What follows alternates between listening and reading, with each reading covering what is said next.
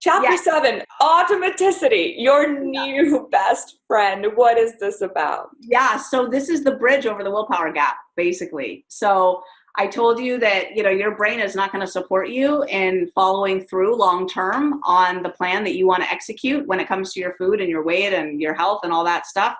Well, the way around that is it's like the teeth brushing solution.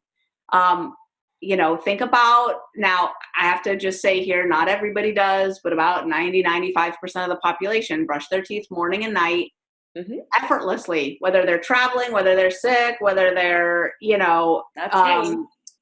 up late at night at a New Year's Eve party, you don't collapse into bed until your teeth are brushed. Yep.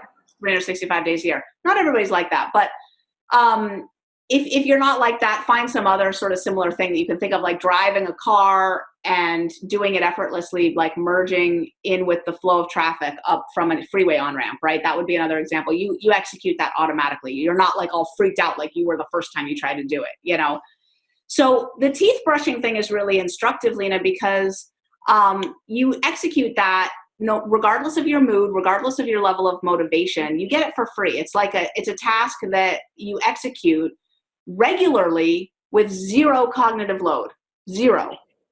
And Bright Line Eating is a system that gets your food handled just like that. So it's basically taking the entire system of eating, deciding what to eat and following through on actually eating it, and moving it from the prefrontal cortex where you're planning and deciding and, where these other issues of motivation through the addiction reward centers come into play, and just moving it into the basal ganglia where we execute automatic behavior sequences without a second thought.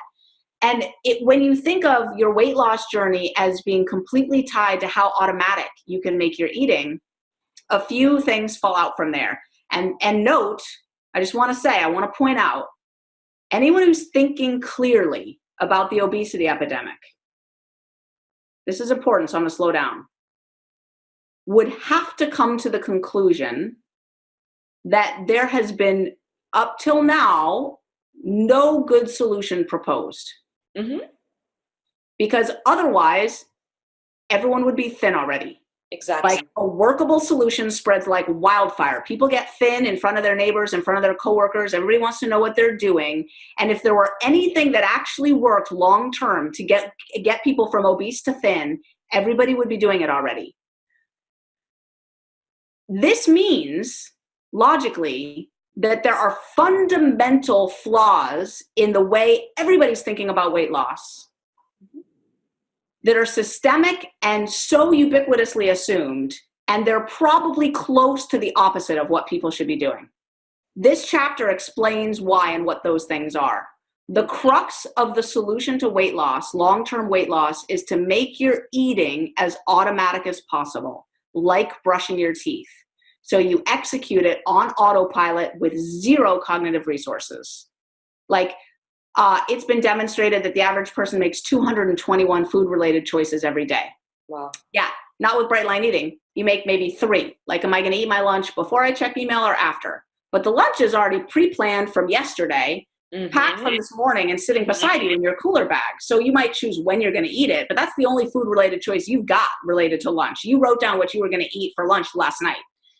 So food prepping is so key. Food prepping is so key. So the two things that fall out from this issue of automaticity that everybody's doing wrong is, number one, you need to eat 3 meals a day, or 2 is okay, not meals and snacks. And think about this. What if your dentist told you you needed to brush and floss now 6 times a day and execute that successfully? Like, what are the odds that that would actually go well? Not happening. Right? And the reason is that automaticity works based on habit stacks. Like, we all have a certain way that we execute our morning and our night. And it might not be fancy. It might be that your only nighttime routine is brush your teeth and go to bed, right? But that's your habit stack for the evening routine. We need to get breakfast wired into your morning routine, dinner wired into your evening routine, and lunch wired into your midday routine. And we need to get systems of planning and committing in there too.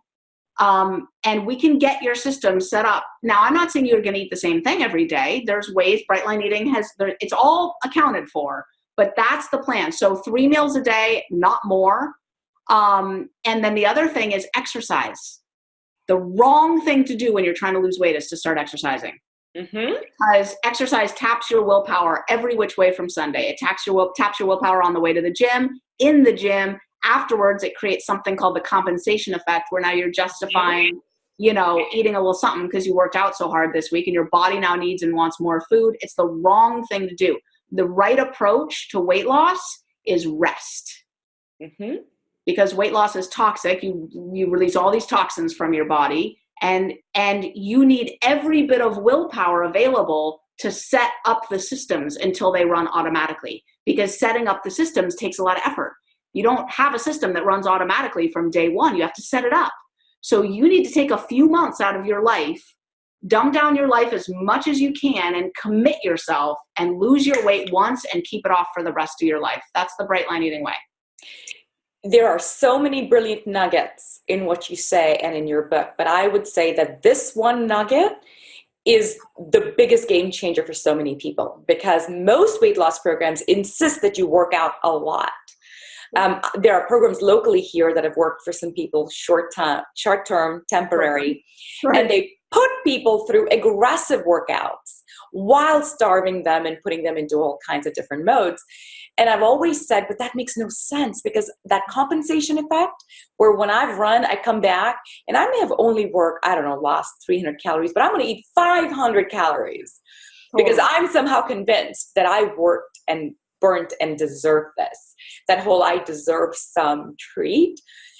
We don't need that while we're trying to follow a true weight loss program. I think it's the most brilliant thing. So thank you for sharing that. You're so welcome.